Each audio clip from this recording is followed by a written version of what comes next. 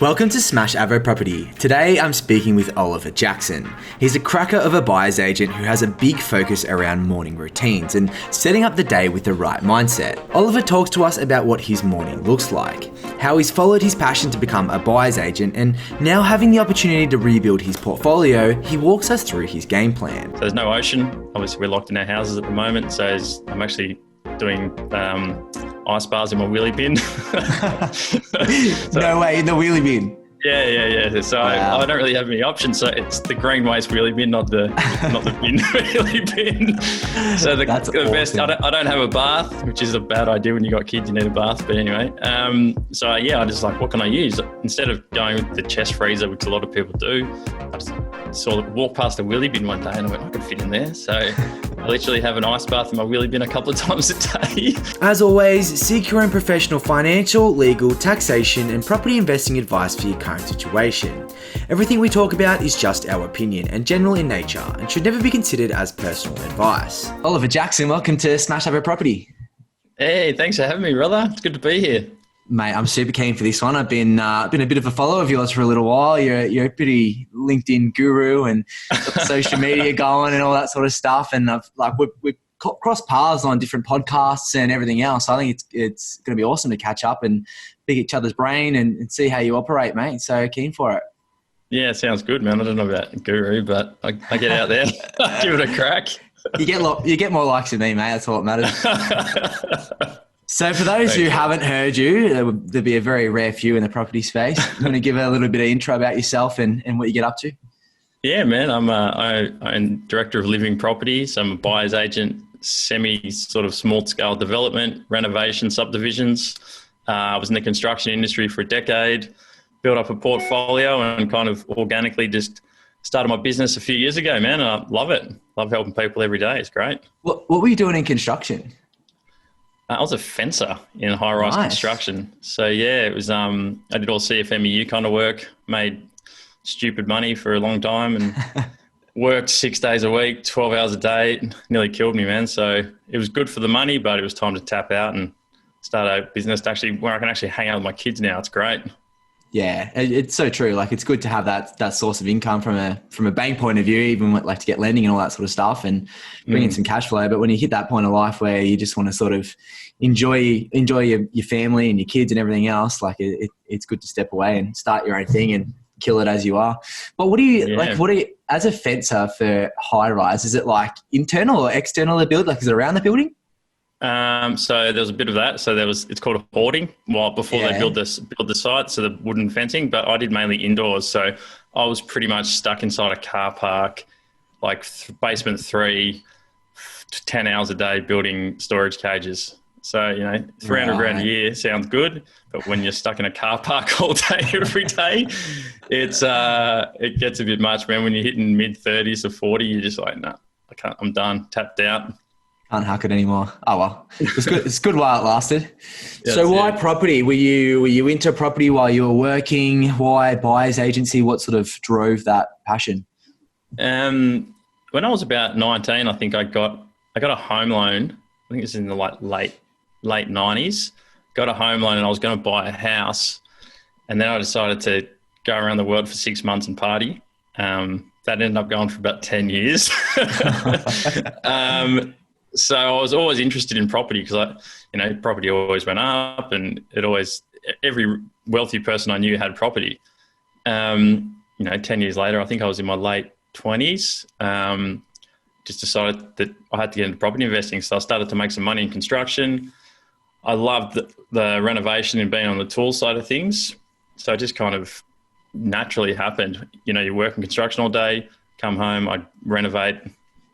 Kind of how it just kind of rolled. Yeah, that's cool. It's good you had that sort of backing as you're going through your corporate or your day-to-day job anyway. And then did it become more of a passion for you to get into buyer's agency, or is it just a career path that you decided you wanted to pursue? So a mate of mine, Frank Valenti, he's been a buyer's agent for 20 years in Melbourne. He's one of the first, actually. I actually bought my first property with him. We bought a block of units with a bunch of people and renovated it. I pretty much doubled my money in probably 4 years. So I was like, oh shit, this is pretty good. And Frank kind of mentored me a bit to become a buyer's agent. And then I met Ben Handler, who's another buyer's agent from Sydney. And he kind of just really took me to the next level. And I was like, wow, this guy, I can make a good business out of this. I know what I'm doing. I've got a real estate license. I know how to buy property. I know how to renovate property. I had a lot of friends asking me, how are you doing this? What are you doing? And I was kind of giving all the information out for free, helping friends buy places, showing them how to renovate. And I was like, I could do this as a business. Then I wouldn't have to be on construction sites all day. So it just organically happened. Yeah, that's such a cool way to start a business. And I'm sort of at that process now where like all my friends are asking me like, well, what's property? What do you look out for? What do you buy? And it's good to have that natural flow of like something you're passionate and you enjoy every day. And then you know, other people sort of feel that and get that vibe off you, and then you explain that to them, and then you move that into a business. So I think that's such a cool transition into it, and it's good that you've got like a mentor as well. Like I'm a massive mentor fan. I got plenty of those. Yeah. Oh, let's get into it. Yeah. Have you had different mentors throughout the process, or is there, you know, specific mentors for specific things in your life? How do you like to progress through that? I've probably had 5 or 10 mentors and coaches. I've probably got 4 at the moment, some for fitness, some for spirituality, some for business, some for sales, some for marketing. Kind of get to a point with one coach where you're like, all right, time to move on to the next one. Like some I've had the whole time, some I've had for a decade. So it kind of just progresses into the next person. Like I was training for an ultra marathon, and now I've decided to do a triathlon. So I've kind of gone from one coach to the next coach who can help me progress further. He's a professional. So just as time, and after 5 years, I might go to the next coach. Who knows? But I've got probably 5 different coaches in different areas of my life, and they're chopping and changing. Yeah, that's cool. And how do you approach a mentor? Like, how do you identify them? Or you see them when doing the same thing that you're doing, and then kind of approach them and say, hey, would you be keen to mentor me? Or how does that look for you? I just find the best person in what they do and hit them up. And some of them I pay, some of them I don't. Some of them cost me a fortune. Some are free. Depends if it's, mentoring or coaching. And they might not be the best at what they do, but they're the best suit for me. Like they understand my life, where I've come from and where I want to get to. And they help me execute on all the ideas that I want to do. So it's a bit of both. It's like find the best person, whoever it is. I don't care who it is. If it was Mark Boris, if I thought he was going to help me, I'd try and get him to mentor me. I'd try and reach out. He might not do it, but I'd definitely ask him. You know what I mean? It doesn't matter who they are. Always try and reach out. Yeah, 100%. That's amazing. No one said no to me yet, so I'm doing all right. I reckon you should send Mark an email this afternoon then, mate. I'm coming for you, Mark.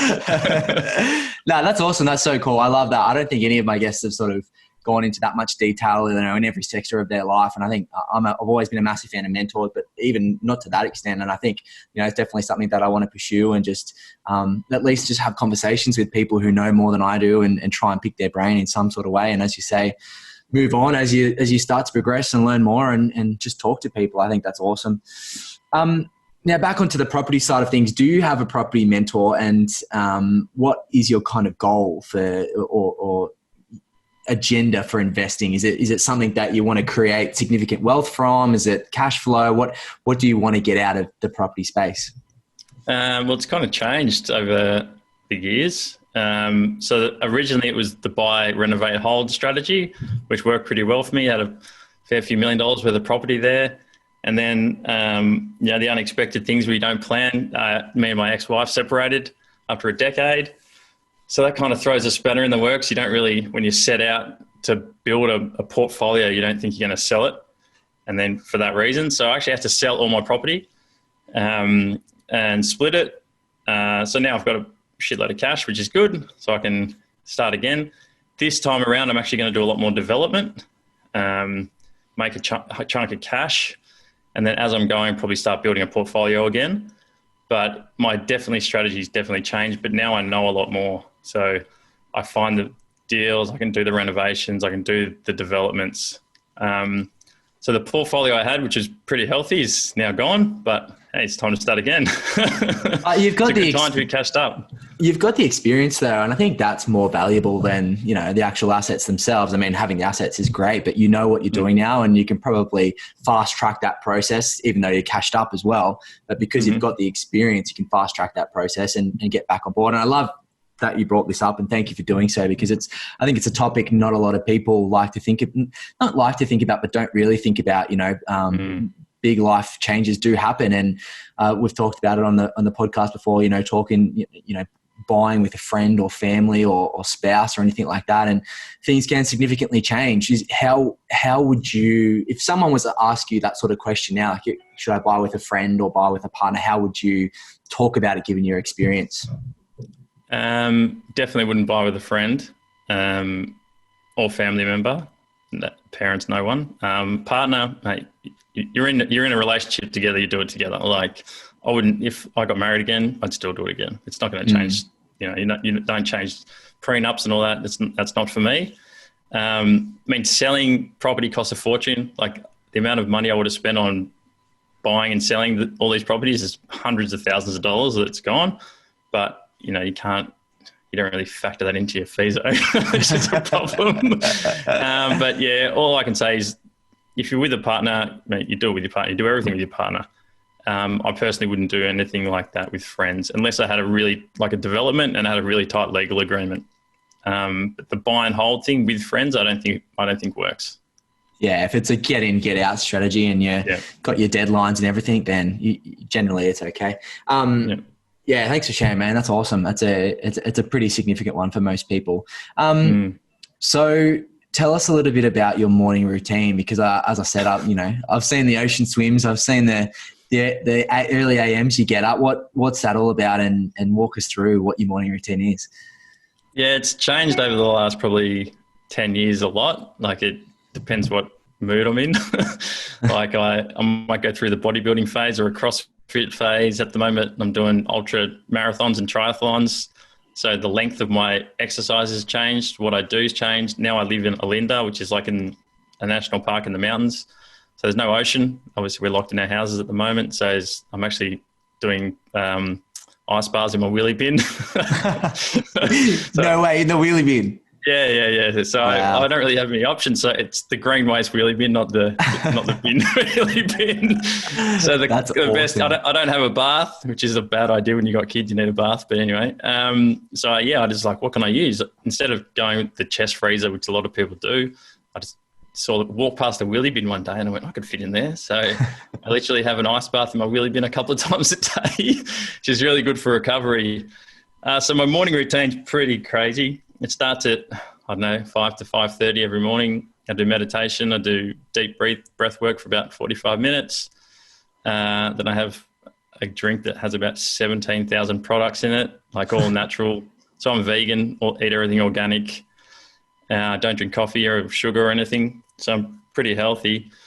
And then I do a session. So I might do a 3 or 4 hour run or a ride, do yoga a couple of times a day. Yeah, it's pretty crazy, man. There's reading, there's brain game exercises that I've got an app that I use. I do memory exexercises from Jim Quick. It's about 4 hours. That's awesome, though. I love it. Like I think I'm lucky if I get a 45-minute morning routine in, but for 4 or 5 hours, mate, that's insane. Like that's awesome. That's goals for me. Every day, man. Every day, without doubt. Like Saturday, Sunday. Without, yeah, 100%. Like if my kids are being annoying, it might, like if they wake up while I'm in the middle of something, it might kind of change a little bit. But every day I start with this in the same routine. It might stretch out, might be a bit shorter, but something happens every day. That's unreal. And do you think that is really, a driver of your success and your passion and following your dreams in being a buyer's agent? 100%, man. Like, you're driven, passionate in one thing, you can move it to the next thing. Like, I'm obviously, more driven than most people. Like, someone asked me to do a marathon and now I'm doing like ultra marathons and all this crazy stuff. I'm climbing Mount Everest and all sorts of stupid things. But that's just because when I decide to do something, I like to do it as the best of my ability. So, yeah, it's definitely crosses over to business 100%, man. I think one thing that I heard that was really good, I can't remember, it was in a book that I read, but it was like, you know, if you start your morning in that sort of format and like you do the hardest thing in your day at the start, like everything else in the rest of your day seems easy. Like your business life just seems like a breeze compared to, you know, doing a 4-hour run in the morning, you know what I mean? And then jumping in a wheelie bin with an ice bath.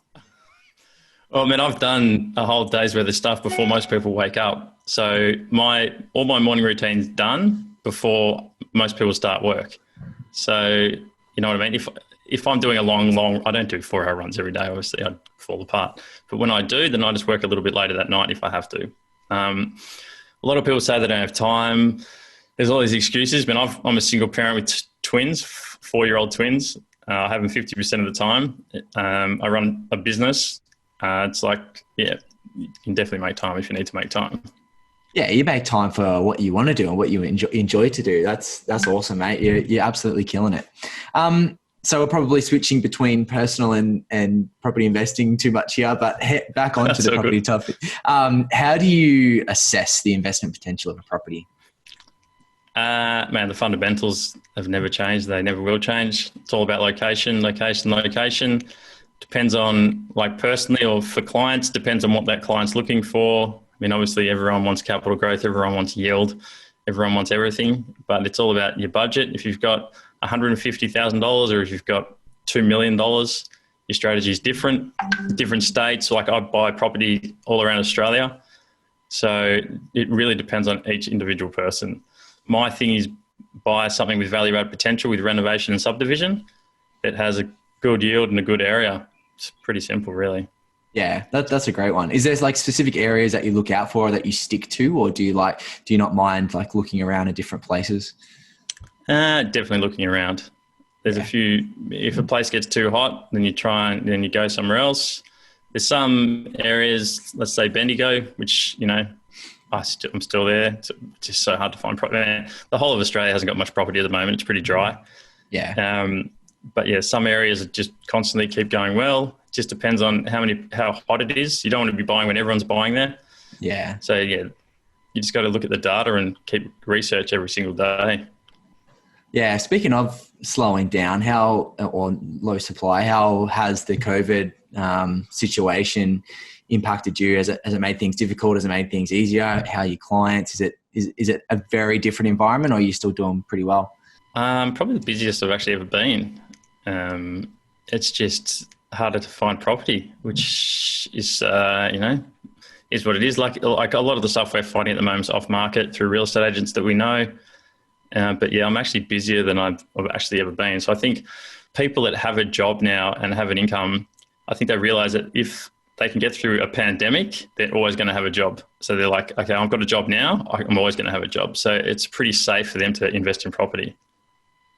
Yeah, 100%. I've heard so many other like real estate agents and buyers agents say that too. Like it's the busiest they've ever been. The sales are, you know, they're getting these sort of off markets, talking to agents, all that sort of stuff. It's not the traditional, you know, auction clearance rates. All that data is, you know, just irrelevant anymore. We can't use it as how we used to use it because there are no auctions being held and there's withdrawals and there's more sales being done, you know, under the scenes and stuff. So it's great to hear, mate, you're doing well, and I'm glad it hasn't impacted you at all. But yeah, I'm hearing the same sort of stuff. Everyone's doing pretty well under the hood. Yeah, well, it was a bit initially there was a few like lulls, like, you know, a few weeks where everyone was like, what the hell is going on? Lucky I have clients at Arnold in Melbourne. So, you know, that kind of definitely has made a difference. Yeah, 100%. It was like that initial, like the world was ending. Like just no one knew what was going to happen. No one knew what was going to happen. So everything just halted. Yeah. So what do you think's been your most successful deal? It might be one of your own purchases or one for a client, and talk to us a little bit about, you know, the strategy that you used for it. Oh man, all the ones I've personally done have all done really well. My house I owned, I bought for $900. I did all the reno and stuff myself. I think we sold it 2 years later for 1.3 something, which isn't too bad. The reno probably only cost me 20 grand. So I did pretty well out of that. We've bought a couple of blocks of units that we've done really well on. And I bought a property for a client the other day, about 2 months ago, for $285. And I just rang him today and I was like, how you going? He's like, yeah, really good, man. I got $370 a week rent for that. I got a refinance. It's worth $310. Let's go again. This is like a month after he settled. I was like, oh my gosh. I should have bought that myself. I hate those days when you suss out a property and you're like, I think this would be a good buy. Like, not that I'm a buyer's agent, but like I do it with friends or whatever. And then like 6 months, 12 months later, you're like, oh man, you've done so well. I could have got that at that point. Happens a lot. I never buy a property for a client that I wouldn't buy for myself, which is good and sucks at the same time because I should just keep buying them if I could. We've all got our borrowing capacity, so there's only so much we can do. Got to pass on the good ones at some point. That's it. So I guess given your situation and where you are now in building your portfolio, like basically starting again, is there anything you change in terms of managing your risks and like how your exit strategy would look? I mean, you talk to us now about how your general strategy has changed, how you want to do a bit of more development and then build a portfolio from there. But, did you used to see your exit strategy as like selling everything when you retired or holding on to it when you're renting out? And then how does that look now? Do you still want to build a portfolio and hold it till you retire, or do you just want to hold it forever and pass it on to your kids? Yeah, so the plan would be I'll do a few developments and sell them just to get heaps more cash flow going, and then slowly do a development and start keeping them, and then buying some obviously properties like I bought for my client the other day, a few of those, chuck those in the portfolio, and I'll definitely keep it and just give it to my kids. And not wait till I'm dead to give it to them like most people do, because usually that's too late. Like when they're old enough and they want to learn how to invest, then help them out instead of going, you die and they're 60 and then you give them your portfolio. It's like, what's the point? Like, help them out when they're young. Teach them how to use money and what money's all about, but help them out, which is, it didn't happen for me. So I would give that to the parents. No, it's good. Like, let them give them a stepping stone, like help them out, get started. Like, as you say, by the time you move on, and if they're 50 or 60, they probably built their own wealth and their own capital and everything else. Like, help them get moving into that zone. How old are your kids, by the way? 4.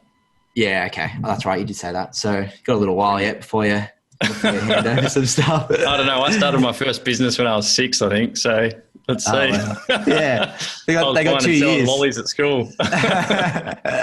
Are they like boy and a girl, or girl, boy, boy? Yeah. Boy and a girl. That's awesome, man. Congrats. That's so good. Yeah. Got lucky there. At least you got one of each. Yeah, exactly. My wife's about to pop and we're having a girl, but I'm hoping we get a boy next. So it's like one of each. You know what I mean? Yeah. Have they been easy? Like, is one been harder than the other? They change. Yeah. They change. Okay. Girls Different stages of life. Girls are definitely better. Yeah. Okay. I've heard that. Daddy's little girl's the best. Boys don't pay. Boys just want to do what they want to do, and they don't pay any attention to you. So yeah, having two is good because they just hang out and look after each other. So it's actually, that's true. I don't know, but I think it's made it easier because they've got someone to play with at all times. Keep themselves occupied. So have you made any mistakes? And if you have, what are they? Have you seen clients make mistakes? Like, what are some of the common things that you might see that would be good for other investors to sort of be aware of and not to make? Oh man, I see people make mistakes every single day. It's pretty much every conversation I have is someone's ringing because they've done something wrong, buying off the plan, buying in green space areas, and then it goes down 50, 60, 70 grand. Then so much stuff like that. Buying in the wrong area, not looking at what it is, overcapitalizing on a reno. There's mistakes every single day. I guess the only way to learn is to do it, I guess. I'm lucky that I didn't make any mistakes personally. It didn't cost me. My only biggest mistake was when I was 19 and I didn't buy that house and I went and partied for 10 years. I probably would have made a lot more money if I had have, but that's all part of life, isn't it? I'd rather enjoy my life when I'm young than get stuck with the house at 21 personally. I say that to a lot of young clients. It's like, slow down, man. Like, enjoy being young, because when you get 30, you can't go to Ibiza every year. It's not as fun anymore. So kind of enjoy being young. Don't worry about having 47 properties. It's not worth it. Like, I've been there. Yeah, 100%. And what what is your goal for investing? Like align your own personal goal from what you want. If it's financial freedom, then yeah, sure, buy one at 19 and then, let the equity grow and go and enjoy the next 5 or 10 years and then use that again after a while to get into your second or third one. If it's, you want to be financially free by 30, well, you got to get cracking pretty young, but it's all about lining up, what you do want out of your life. People think too much about the money instead of about the lifestyle. It's like, well, how about instead of thinking about having 10 properties and working in a job you hate, how about you think about what life do you actually want? What job do you want to do? And have 1 or 2 properties or even no properties, but you've set up your life by the time you're 30 when you do want to have kids that you don't have to work, instead of worrying about having 10 properties, 20 properties or a $10 million portfolio. I think people go about it the wrong way.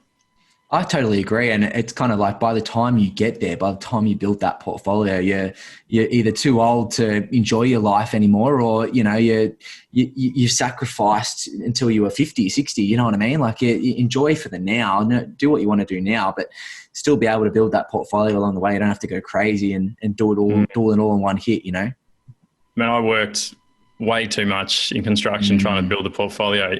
Yeah, it worked well and I made a lot of money out of it, but it killed me for a decade. It's like, was it worth it? Like, I don't know. Yeah. Like now I'm lucky enough to be able to not have to work that much and have my business. And it's possibly because of that, because I had the money to back myself. But then that 10 years meant from 25 to 35, like all I did was work. Brutal. Yeah, that's so true. That's so true. Well, as long as you're doing what you love now and you've got plenty of free time for your kids, I guess that's all that really matters. Exactly. So you talked about a little bit about reading there. Have you got any, like, what's your favorite book? Have you got any sort of like resources or books that would help out younger investors? Like what's been a big one for you? And I read like 1 to 3 books every week. I could give you a list of 50 right now. I'd say the biggest life changes is a book called The Surrender Experiment. Everyone should read that book. The 4 Agreements. The Speed of Trust, and there's so many good books out there. The Surrender Experiment's probably the best. What's it about? It's about a guy who decided he just wanted to go to the woods and meditate. He's like, I'm done, I'm tapped out. He moved to the woods in America and just wanted to meditate. And he ended up building a multi-billion-dollar business. And it all just came to him. He just surrendered to everything that happened. Someone would come along and he just surrendered to it. It's a true story. The guy's name is Michael Singer. And he just kept, that's it. I'll just surrender. I'll do it. And he's a multi-billionaire and still to this day just lives in the woods meditating. It's a crazy book. What? Yeah. It's a very, very good book. Michael Singer, check him out. Mate, I haven't heard any of those books and I'm a big reader, so I'm super keen to delve into them. The 4 Agreements, everyone should read that book. Every person. What's that about? Read it. Okay. All right. You have to read it. Which one first? Probably the 4 Agreements, yeah. Yeah, okay. All right, done. I'll add that to the wish list. Yeah. And then just finally, what advice would you give to the younger generation on getting started? I mean, you've already given us plenty, but is there one specific quote or anything that you'd want to pass on? Stop procrastinating. Stop blaming other people. Stop being lazy. Doesn't help anyone. Whinging, complaining, life's too hard. That person got given from this for their parents, all that shit.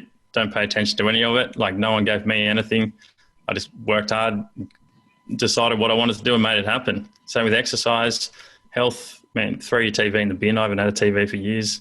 It's the biggest waste of time ever.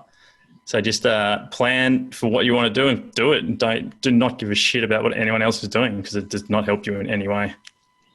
I love it, man. And coming from someone who is so motivated and has a morning routine like you and sets their day up in the way that you do, like take it for a grain of salt. That's gospel to me. So I love it, mate. Well, thank you very much. No worries. Thanks for your time, man. I love the energy Oliver has. He's super positive, super inspirational, and he's an all-round cracker of a bloke. I always appreciate talking more about other life drivers because, as Oliver puts it, good property investing should just be boring. I'm always looking for more guests to come onto the show. If you're under 30 and have 1 or more investment properties, whether it's good, bad, or ugly, I would love to talk to you about it. Even if you're interested into getting into the property sector, let's have a chat. The main focus is to help other soon-to-be young investors with tips and tricks along the journey, learn from the mistakes that we have made, and ignite the fire to set themselves up financially for the rest of their lives.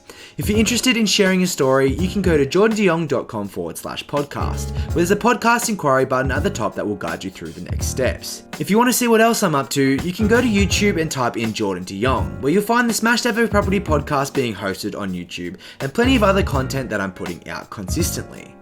If you're keen for more content like this, make sure you subscribe, and please leave us a review with any feedback for future podcasts. And until next time, happy house hunting.